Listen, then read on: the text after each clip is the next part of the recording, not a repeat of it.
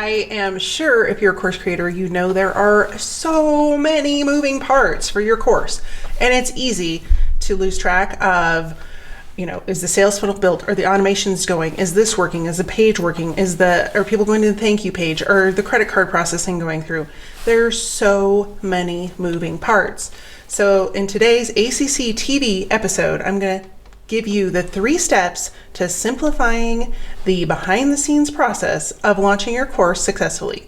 For those of you that don't know me, my name's Elisa Connor. I own a company called Elisa Connor Consulting, and what I do is I help course creators successfully launch and sell, very, very important, sell their course for money so that they can create impact, revenue, and have the life that they only dream of now. So let's dive into those 3 tips that are going to help you to successfully launch your course and manage all of the moving pieces like a puzzle. So tip number 1 is this is going to sound so simple, but people don't do it. 95% of my clients do not do this one thing, and it will help immensely. Number 1, plan it out. Get a calendar out. Here's my calendar. I'm going to hold it up because it's going to show you like how simple my world is. I plan this. I use a bullet journal template. You plan it out. So this is month 1, but I have the planning for the entire month built out. I'm going to just show you January where I have the entire month. Well, it doesn't matter. But just get a calendar, print one out off the internet. They're free. Go to Pinterest, say 2021 calendar, print it out for every month. And why this is important? Because if you don't plan your launch, time is going to get away from you. You will take as much time as you allow yourself to get to the finish line. And trust me, I've been in this hamster wheel for a long time, and I'm getting ready to launch my course. And until I put that date on the calendar and took consecutive action every single day, I would not have gotten here. And so take it from me and from the people that I've helped do this, the planning is worth it. So what does that look like? As a newer course creator, which I'm guessing most of you are, it is a really great idea to just take your product and launch it over and over and over again. Now, when I say that can seem kind of intimidating because you're like, I got to do list building and I got to do all these other things. Yes, you do. However, if you plan out, I'm going to launch 4 times this year. You just tell yourself, I'm going to launch 4 times. You choose the months you're going to launch. You put it on there, you choose a date, say it's the 2nd Wednesday of every quarter you're going to launch. Choose that date, and then you got to back it up. And so if you're going to launch, you need to have the second piece of this component when you're planning it out, which is some promotion time. And this is where people get stuck. They do not promote their launch far enough in advance. And so they haven't been growing their email list, and they are not getting in front of enough people. And so when they go to launch, what happens? You're launching to crickets. There's no one there because you haven't invested the time and the energy to grow your audience. And it's more important to grow your audience and then warm them up. And so how do you get there? How do you decide? Well, the first thing you need to do is set a goal. And so when you set a goal of, I want to have 20 people in my first launch, just say, I'm going to have 20 people. And how many people then do I need to get on my list? Well, you need to have, if you're going with a standard conversion rate of about 3 to 5%, then you've got to have, I'm really not good at math on the fly, but you probably have to have 250 people roughly or more on there to launch to that are, in your warm audience list. So do you see how if you plan that out, you can plan your promotion period, which I forgot to mention is anywhere between 30 to 90 days, depending on the size of your launch. Now, if you are a huge course creator and you're putting this out there all the time, you're going to have more content created to get people prepped for your launch. Now, if you're a newbie and this is, maybe your first, second, or third launch, you probably don't need to plan that far in advance. If you do 30 days in advance and you create 4 pieces of original content and then use those to lead up to your launch, you're going to be much more successful. So step number 1 is to plan. Step number 2 is to break it down. And you'll be like, what have you been talking about? You've just been breaking it down. No, this is the piece where you determine what it is you absolutely must do and what you can give to someone else. Because it is really difficult to get all of these components managed and things taken care of, all these moving parts, when you're trying to create content, promote your stuff, make sure that all of the automations are working correctly, coming up with a new freebie, creating the freebie, downloading the freebie, designing the freebie. All of those things take time. And so I want you to take a minute, take out a piece of paper and write down what your hourly wage is. What do you charge somebody when you work with them one-on-one? It should be somewhere between $300 and $500, to be quite honest, depending on your industry. If you are spending, say your hourly rate is $500, if you are spending 5 hours setting up a landing page, that landing page just cost you $2,500. And you're like, yeah, but it's cheaper to do myself. It isn't. If you are paying $2,500 for a landing page, you are getting ripped off. Maybe a whole funnel, you'd be paying $2,500 to $5,000, but just for a single landing page, just because you are trying to figure it out on your own, it's not worth the time. Find somebody who that is their passion, that they love to do it, and that they can get it done in a minimal amount of time.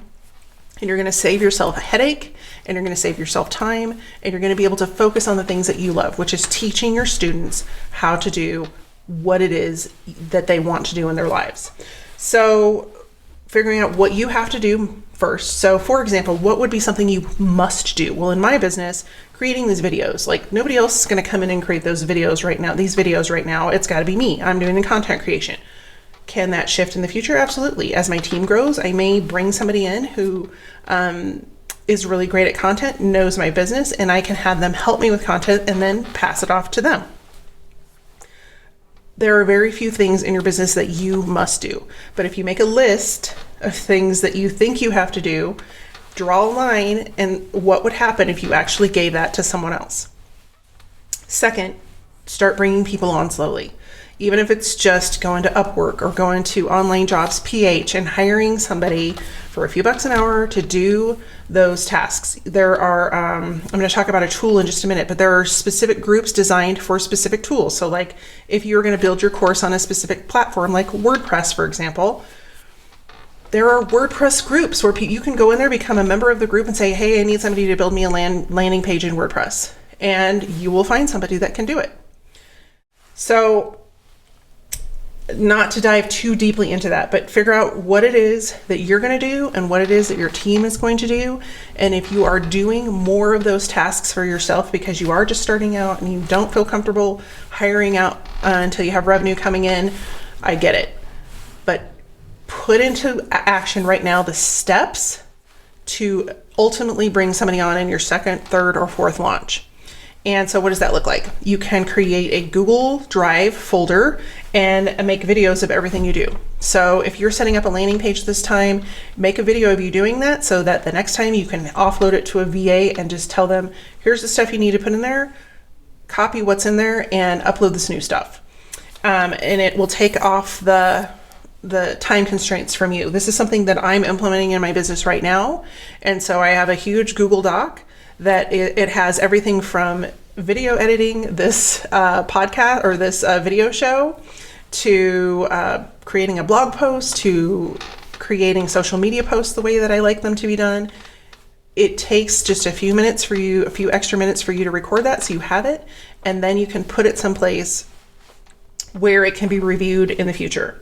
Now, the other component of step number 2 is you've got to track progress. So as soon as you start to bring those people on, or even for yourself, there's so many moving pieces that if you're not tracking, okay, I got this done, tomorrow I'm going to work on this, you're going to forget and you're going to waste so much time trying to figure out, okay, did I get that done? Did I not get that done?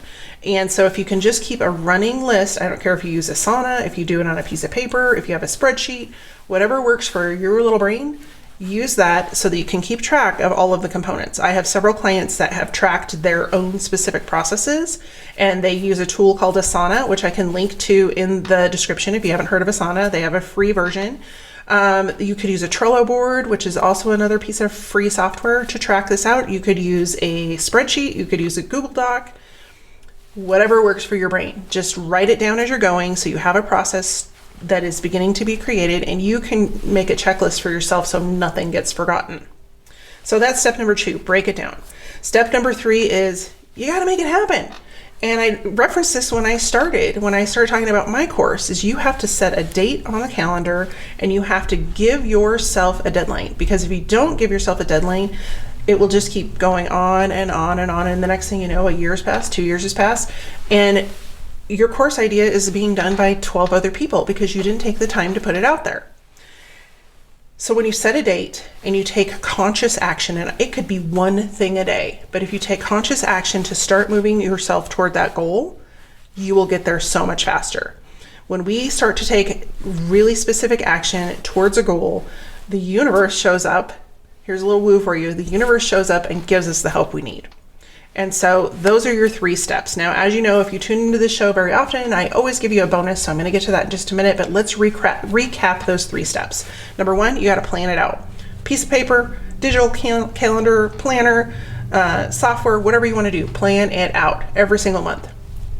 Step number 2, break it down. What are you doing? What are you giving to somebody else? And if you're not giving it to them this time, what are you giving them next time? And step number 3 is you got to do it. You got to set a goal and you got to move toward that goal. So your bonus, use a tool that makes this easier. So my favorite tool that is new to me that I have been really digging into is Kajabi. Now, if you've been a listener of the podcast or tuned into other content that I've been creating for the last few years, you'll know I've been designing websites in WordPress for over 10 years. I want to say it's almost 12 years.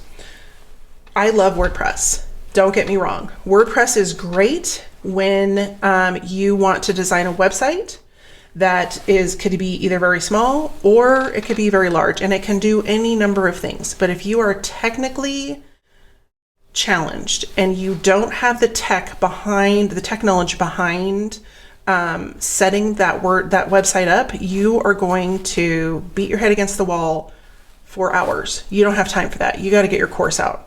So I have been investigating and building in Kajabi, and you'll find that if you go to my current website, Course Builders Academy, it is built in Kajabi. Why do I like Kajabi? This is not a Kajabi commercial, but I just want to give you the tool. Kajabi has made it so easy for course creators to jump on board, put their content out there, promote it and market it, and get sales. It is an all-in-one platform. You can do all of your credit card processing, you can do your landing page, you can do your cart checkout, you can do your email marketing.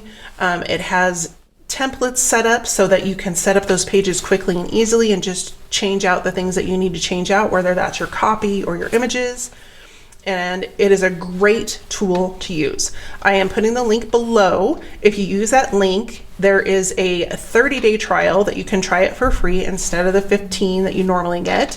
And if you click on my link, you can get over there and try it out. You can set up a product, which would be your course. You can play around a little bit with the email marketing and just kind of see if it's a good tool for you. I think it's a great tool. It's a great one that helps you get up and running really quickly without having a lot of tech knowledge, and they have a really good support. So again, use the right tool, check out Kajabi. The other thing that I have for you today is that if you've enjoyed these 3 tips, I have an entire free download that talks about the 5 top secrets that successful course creators implement in launching their course. This is a little bit based on one of the components in there, but it's a really great piece that I put together to help you be successful in launching your course, getting it in front of the right people, and selling it. So thanks so much for tuning in today. I appreciate you tuning in, and I will see you next week. In the meantime, take care.